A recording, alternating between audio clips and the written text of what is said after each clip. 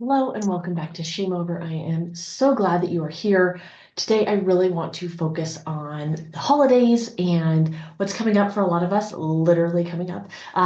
But it's not always an easy time. The holidays are supposed to be holly and jolly and merry and festive and fun, and you don't always feel like that. And especially with the stress and, when the day of Instagram and TikTok where everybody's life seems so perfect and you don't feel like you have it together, even though you know that that's a highlight reel for them, it's still hard not to get caught up in that.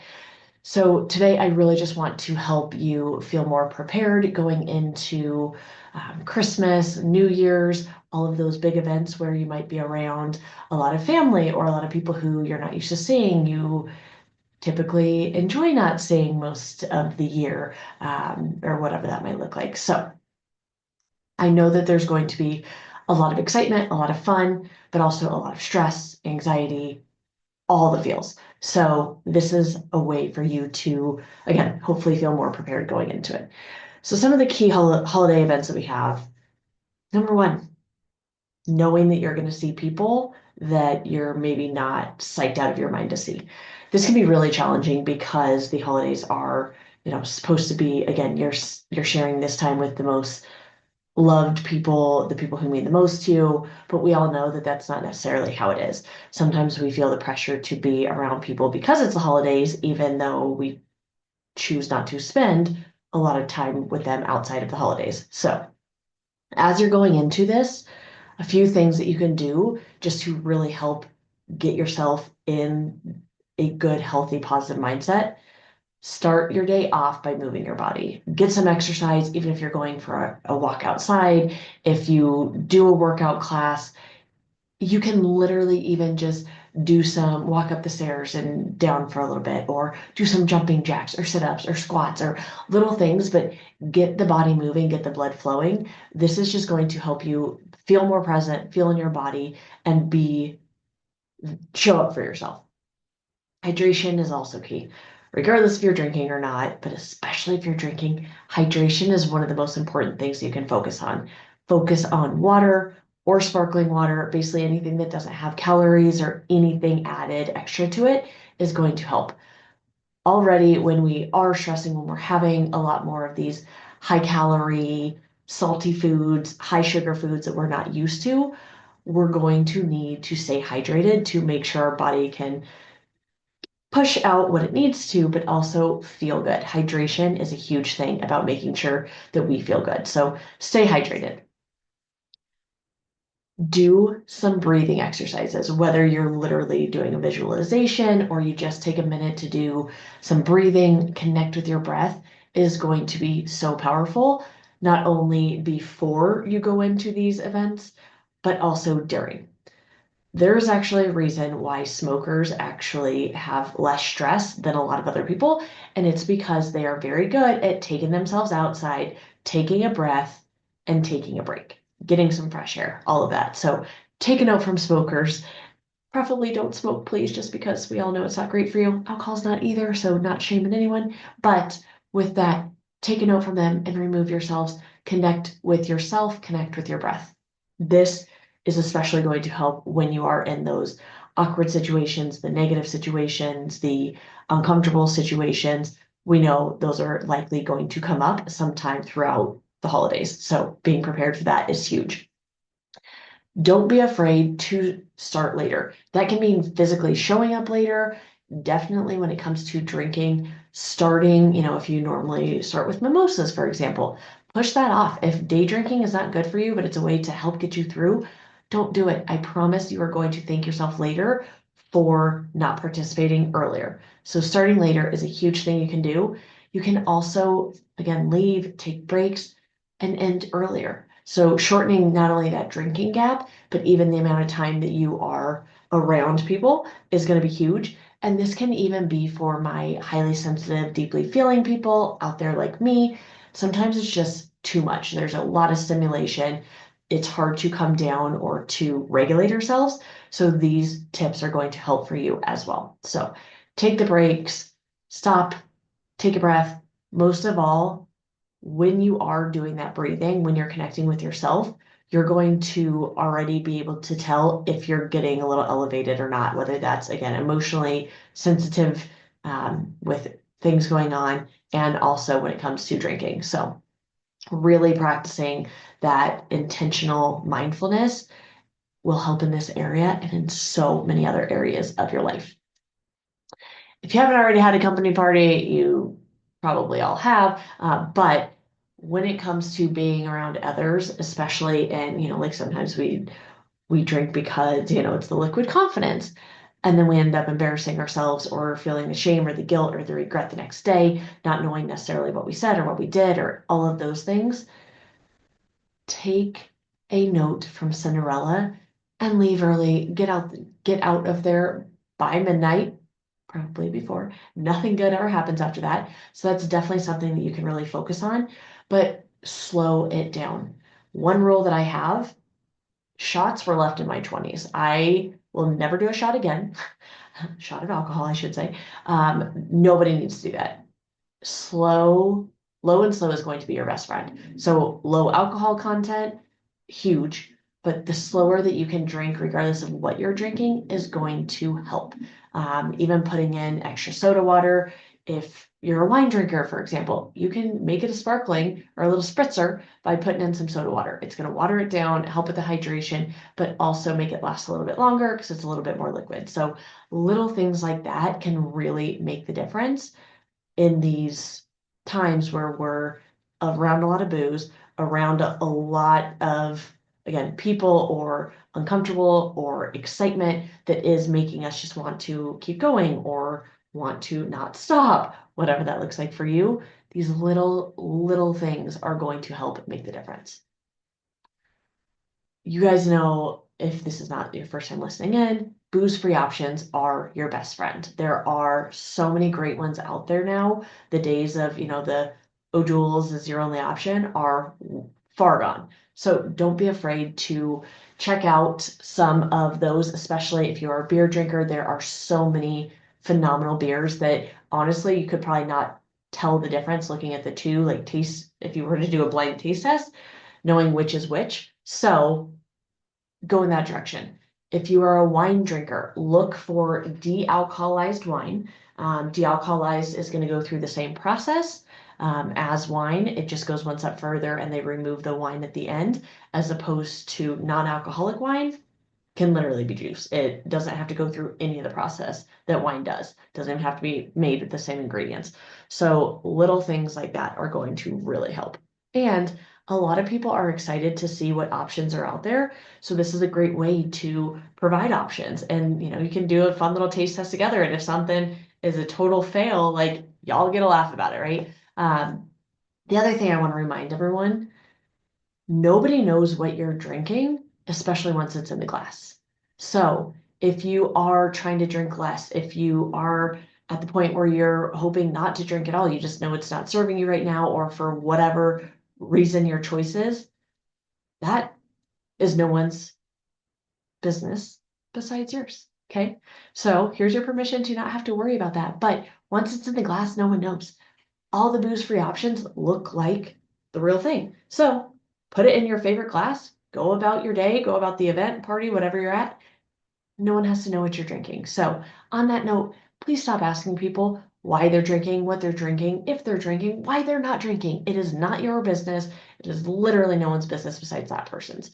So on that note, I know that when it comes to drinking, a lot of times we don't want to talk about it. The fear of judgment, so many different things come up with it. We just don't want to talk about it. So one, make sure you yourself are trying to be respectful of people and don't care, don't ask, don't pay attention to what they're drinking or if they're drinking, but also be prepared with some sort of comeback. So there's so many different things you can come up with, but I would honestly pick one, practice it a couple times, and then go with it. I noticed this not only with myself, but with so many other people. When you are confident in your response, people stop asking questions. They stop caring. They stop like pressuring, or where you feel like it's when you waver, when you don't sound confident in your own decision making, that people can totally, they smell it, they hear it, they feel it, they taste it, right? So especially the people who want the drinking buddy, if they know that you're not fully confident in what you're doing, they'll be like, oh, come on, it's just one, just tonight, just all these things. So you have to be confident in why you're not drinking or your what your reasoning is. And again, you do not owe an explanation to anyone, but when you have this confidence in yourself, it comes out naturally. You don't even need to explain to anyone. So you can do very simple ones, you know, think of things that are health focused, like maybe you're preparing to try dry or dryish January. Dryish is my favorite. If you want to check that out, let me know. Um, maybe you're training for something in the new year, or you have a workout tomorrow, or you just don't want to feel like shit tomorrow. You can come with somewhat of a more sassy comeback, like, why are you drinking? Please tell me why you're putting this in your body. Like get sassy, make it fun. If someone's going to make you feel awkward, you can do it right back. You have that permission to do so. I know it was for me, there was a time when I'm like, one, I don't want to feel like shit tomorrow. Two, I'm taking a break from putting this poison in my body. So why are you drinking? So you can come up with sassy things like that. Um, a simple approach is the easiest. Just, I'm good. No thanks. And then sit in the silence. People are uncomfortable with silence. Don't feel the need that you have to keep explaining yourself. You don't. You can just, I'm driving tonight. I'm not drinking today. Thanks for asking. Another one that I would love, I did this especially more when I was pregnant, just to try to be funny. But if someone would ask, like, hey, what do you want to drink? Could easily do like, how about a double tall sparkling water? Cool. So, little things like that. Again, make it fun, make it so that you are enjoying this part of it and it's not this uncomfortable thing. But the more confident you are in it, the less people are going to badger you about it. And if they do, you just need to walk away. Boundary setting is huge. I know I personally have been working on that over the years. I think all of us probably have. But when we're around family or, during the holidays, that can be really difficult. So going in with a mindset of how you are going to set the boundaries, what boundaries need to be set, you need to think of it ahead of time, to the best of your ability. Obviously, sometimes things are going to come up that you're not going to be aware of. That's totally okay. But being able to plan for boundary setting is key.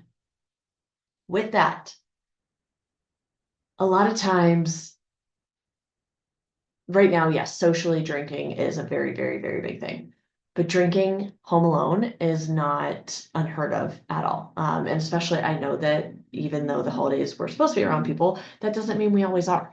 So if that is where you find yourself getting caught up is, the drinking alone, don't keep it in the house. Lock it up. I call it baby proofing, but you can literally baby proof your house so you're not able to access the alcohol easily. Um, Making it harder is a very big thing that you can do. Make it harder to make those decisions you're trying to move away from and make it easier to make the decisions you're working towards. Um, Coming up with some sort of plan for yourself. Maybe it's you have a budget, you only use cash and you stick to it, and that's your weekly or monthly allotment. Um, Above the fridge, all of us have that worthless cabinet above our fridge that, unless you're like 6'7", can't access it easily. Put it up there.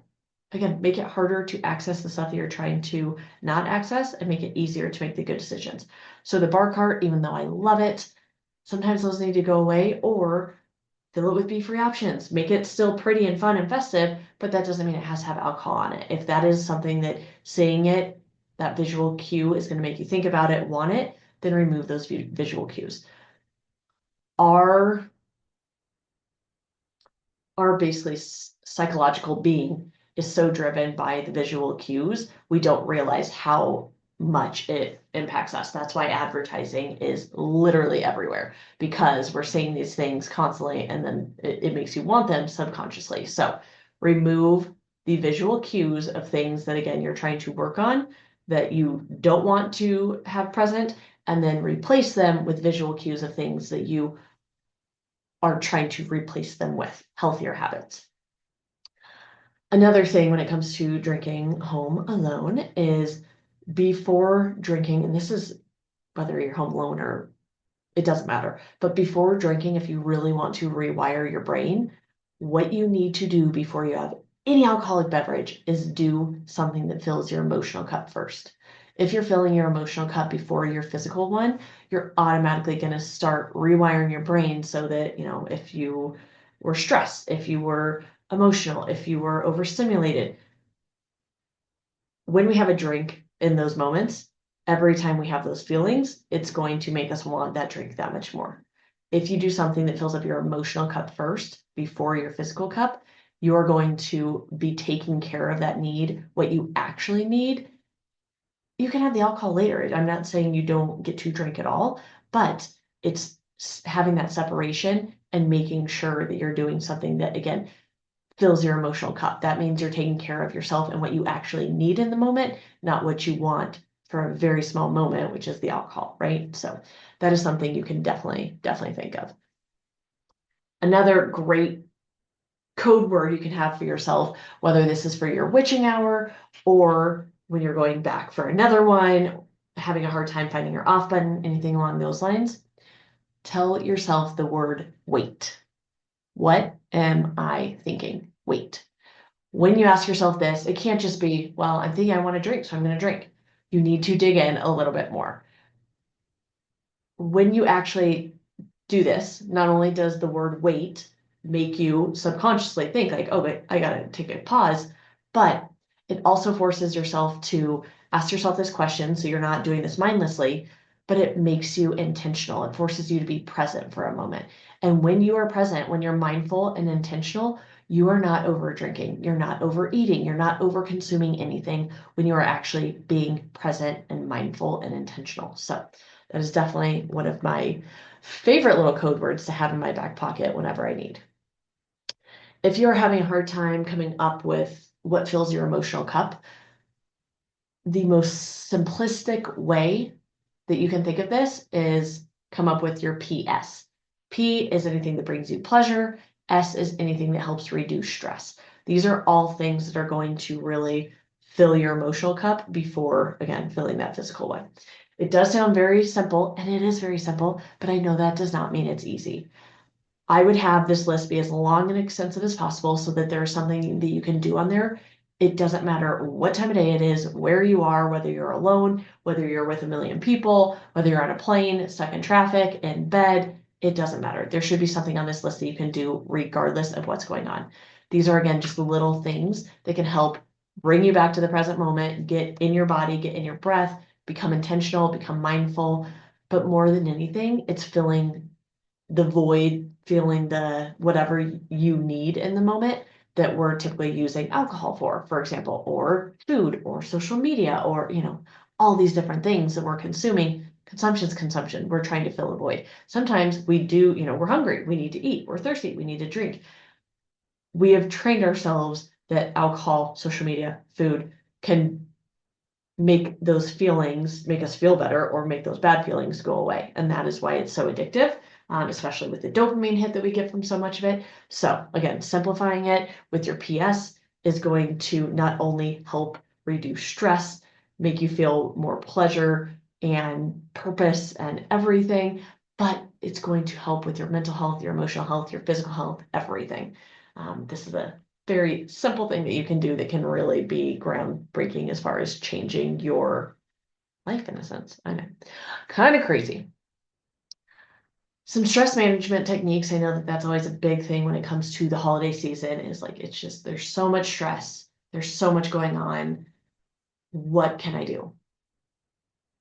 Mini mindfulness moments is going to be huge. This can be something as simple as, again, connecting with your breath. If you have an Apple Watch, there's a mindfulness app that's already automatically installed in there that it literally vibrates to help you with your breath. You can do it for, I think, as short as 1 minute. That's great. Literally connecting to your breath, even once a day for 1 minute is huge. Box breathing is another really good one where that one's just very simple because it's the same amount of time. So whether you do 4 seconds, 5 seconds, 8 seconds, whatever you want, but it's You do the same number for breathe in, hold it, breathe out, hold it. So breathe in for 4, hold it for 4, breathe out for 4, hold it for 4. That's something very simple for that you can do. There's a really good one for really, I don't recall the exact word that I'm trying to think of for this, but for centering yourself and a lot of the stress relief, especially for anxiety, is a 4-7-8. So you're going to inhale for 4, hold for 7, exhale for 8. So that is one that is really, really, really powerful, especially if you're getting anxious, you feel a panic attack coming on, anything along those lines. Think the 4-7-8, but really anything that you can do to get present in your breath and mindful is going to be huge. You can even do like a mindful walk. There's an app, Insight Timer is my favorite free app, but they have everything on there that you can even say like the amount of time, if you like a male or female voice, if you only want music, if you want guided, if all the different things, but you can do like a mindful walk and it will walk you through a mindful walk or a mindful tasting experience. So you can do that with your coffee, with your tea, with, whatever you're having at Christmas brunch. Just take some time for those mini mindful moments. Another brilliant thing is keeping your hands busy. I really got into this with puzzling. I did not realize how much I love puzzles, but even now my daughter's gotten into puzzles and I'm so happy about it, even though we did the same puzzle several times a week. It keeps your hands busy. Your brain has to work on it, but it is really, really great to help with nervous system regulation. So keeping your hands busy, even art projects. If you go down this route, I'm type A. I typically hate art, crafts, all of that. I've gotten really into paint by numbers. It is my favorite thing right now. It is unbelievable for stress, for nervous system regulation, but you're so hyper focused on it that nothing else matters. It all kind of melts away. And the reason why this is so important is you're focusing on, when you're keeping your hands busy, your brain's busy too. But when it comes to like art projects, for example, do not pay attention to the outcome, to the final product. It's all about being in the moment with it. If you're doing art and it comes out horrible, just put it in the trash. Who cares? Like that is not the point of it. The point is essentially it's the journey, not the destination. So really focusing on that. Another really great thing that you can make sure to be conscious of when it comes to this holiday season, especially going into the new year, limiting the sugar and the caffeine. I know that's going to be very difficult, especially, I mean, if anyone has young kids like me, caffeine is definitely something that, I look forward to. But again, making it mindful and not over consuming it. The whole point of pretty much everything I do is this mindful moderation, knowing that it's moderation in all things, all areas. So what can you do to really let yourself, okay, I do want to have that piece of pie. I do want to have the potatoes that we have. Oh my God, they're my favorite potatoes. I can have that, but I'm only gonna have one scoop. I'm, like letting yourself know what you get to have and say like, oh, I get to have blah blah blah, but not putting negative consequences and limits on it, if that makes sense. Because it's all about this mindset that we have that we're going into it with this positive growth mindset. That is what enables us to not keep going back for more. It's when we're like, well, diet starts Monday, new year, new me type thing. That just encourages this binging want and need in us mentally, physically, emotionally. So replacing that with growth mindset is going to be huge as far as being able to, again, not only be more mindful, but really not feel the need to just keep over consuming. I know I had already brought up moving your body, but I want to reiterate, moving your body is so great, especially if you have kids, they can get out and do it with you. If you need a break, you can do it. If you have a dog, perfect excuse to get out, regardless of what the weather looks like. But any way that you can to really move your body, and it doesn't have to be like a crazy vigorous exercise, even if it's like stretching or yoga, or you can do anything, just move your body. It is going to help more than anything with the stress relief. If you have a go-to self-care tool, highly recommend that. I wish I had it right now, but I have these rings that it's basically like a fidget ring. That's something that I can just kind of fidget with anytime, especially if I'm getting anxious or overstimulated. Um, since my drinking has decreased as much as it has, I've realized that a lot of environments overstimulate me and I get really anxious in. I'm guessing this was always the case, but I was always drinking in those environments, so it never really got to me. But now that I'm not, I get overstimulated. So I have to do a lot of these practices to keep myself from losing my shit, essentially. So having, again, that go-to self-care tool can be really, really awesome. The fidget ring, I also have this other one that you basically rub up and down on your knuckles, and I don't even know what all it does, but it's really cool. So figure something out that you can have literally in your back pocket if you need. You can even have some sort of like, pretty little rock or gem or something that you just hold when you need, to focus or connect with yourself or something along those lines. If all else fails, gratitude. The more you are grateful for, the more you will be given to be grateful for. And just checking in with yourself in the moment and thinking of 1 to 3 things that you are grateful for is going to help, again, not only get you present, but really help approach things with a grateful heart, with a more positive overall energy. And that is a win-win for everyone. So if you have time, try a mindful drinking experience. So you may or may not already know your number, but what I mean by that is we typically all have a number that once we hit it, it's kind of, for me, if I drink 2 or less, totally fine. Have no issues when it comes to if I remember anything with, like if how I'm thinking, how I'm talking, driving, anything along those lines. But once I am past the 2, that's when it can be a slippery slope. And what I mean by that is it's a lot harder for me to find my off button because it's just like, okay, let's just keep going. Just one more, just one more. So know your number. The easiest way to really figure out what your number is making it an experience, and turn off the TV. Don't do this while you're binging, your favorite Netflix show, whatever right now. But if you want to have music on in the background, totally fine. Besides that, just sit with your drink and see how long not only it can last you, but literally, whether it's in your phone, in a journal, start a timer and start noticing what you feel, where you feel it, and when you feel it. So, and this can be different if you're drinking wine, if you're drinking, martini, a beer, whatever, but really understanding how it impacts you and where you start to notice it. This will help you down the road. Also, practice saying just enough. And this can go for literally everything during the holidays, but we're so focused on the more, more, more. It never ends well. We feel physically bad. We feel emotionally bad. We have that shame or regret the next day. Like there's all these different things. So really checking in and knowing like, when am I Goldilocks? When is it just enough, right? And getting used to what that feels like, what that looks like, and what that sounds like. This is where, again, the boundaries can be very, very important, yet they're also very difficult. I like to say that boundaries are the best gift you can give yourself during the holidays or just in life in general.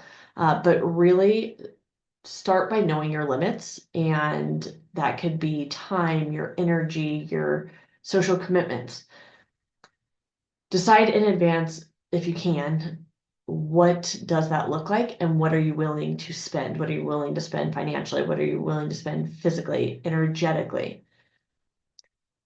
Say yes to what lights you up and say no to what doesn't. And granted, I know that there are some things that we just have to be a part of. I get that. But for the most part, can you ask yourself, Does this light me up? Does this bring me joy? Does this make me happy? If you want your kids, your family, your whoever to have a magical holiday, the best way they're going to is if you are. Because if you are, they're going to as well. It's how it is. So making sure that you can really protect yourself, your space, energetically, physically, mentally, emotionally, is really going to take practice, but this is a perfect time for you to start with that practice.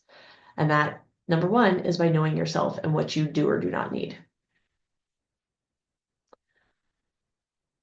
Besides that, I would love if you did the 12 days of joy or are doing that currently. It's been such a fantastic way to really slow down, find the sparkle, and enjoy the holiday season with less stress and, just being more present. But sometimes we need ideas of what we can do during this time, especially, I mean, my kids are out for right about 3 weeks and all of their stuff is on pause during those 3 weeks. So any of, the lessons or clubs or anything that they're in. So we have that much more time that it's not, lack of routine, all this craziness. So I do have a list of be free ideas for holiday fun. You can do this anytime during the holiday season. You can do this really, obviously, anytime new. And I can post the list, but some of the ideas, and again, do this by yourself, do this with others, do this with kids. It works for everyone. Try out a new mocktail or host a cocoa bar. Actually doing that today here in just about an hour. You can do a coffee shop date. A lot of times it's like, well, let's meet for happy hour, or let's do this. Go to a coffee shop instead. Go for a walk. Volunteer. Try a new hobby. If there's something that you've been wanting to try, now's the opportunity. Try it. Get active, read a book, listen to a podcast. Smartless is my fave. If you haven't heard it, oh my God, it's the best. Smartless, Jason Bateman, Will Arnett, Sean Hayes. Love it. You're going to laugh your ass off. Self-care. Do a vision board. This is the perfect thing that you can do, especially thinking about the new year. What do you want it to look like? What do you want for this new decade for yourself to look like? What else do we have? Play a game, dance, cook, bake, drive and go look at the lights, go to a holiday market. A lot of them are open even after Christmas, at least here. Take a nap, go to bed early, binge a show you've been meaning to watch. Hallmark, duh. Write someone a letter. I know that sounds kind of silly, but how awesome is it when you get a card or a letter from someone? Like it's the most delightful surprise. So physically write it out if you can. Practice meditation or mindfulness, do an act of kindness, call someone, go on a date, organize an area of your home, play in the snow, go for a walk, try ice skating or pickleball. That's one of my newer faves that I wish I played more than I do. Journal, color, paint by numbers, and also just be. Don't be afraid to let yourself get bored, because a lot of times we need that. We need to learn how to get bored. Our kids need to learn how to be bored. That is also when a lot of creativity can come out. So with that, I really hope that this was helpful for you. More than anything, just take time for yourself and take moments to treasure what's going on. And even if it is like a really, really hard time, I know I have some family that's going through a really difficult time right now. And, there's very little that you can do, but the one thing you can do is connect with yourself and have that gratitude, or, come up with the good memories, the something special, something good to focus on. And only you know what that looks like. So with that, I really am wishing everyone a very happy holiday season. If you are at all interested in participating in dry or dryish January, Shameover does dryish January, where if you do choose to try the whole month dry, absolutely can. But our focus is really on that harm reduction piece and drinking less.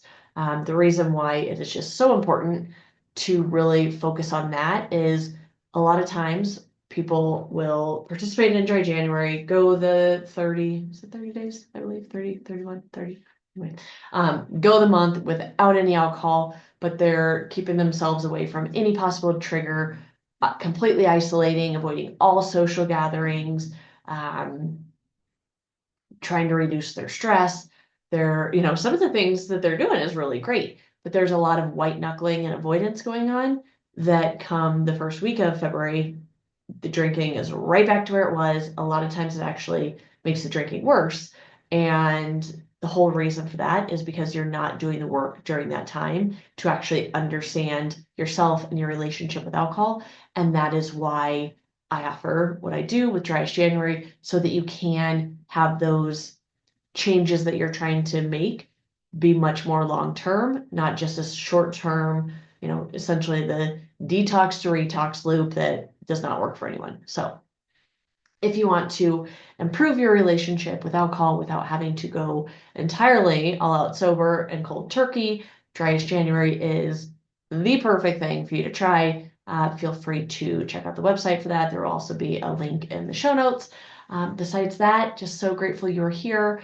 Thank you for listening, and I can't grow unless you share this with a friend, leave a review, preferably 5 stars, please. But anything you can do to really help spread the awareness, and um, that would be amazing. So, besides that, just ask that you go with grace, not only for yourself, but for others during this magical but also difficult time of year. So, with that, happy holidays. And if I don't see you before, cheers to the new year. See you soon.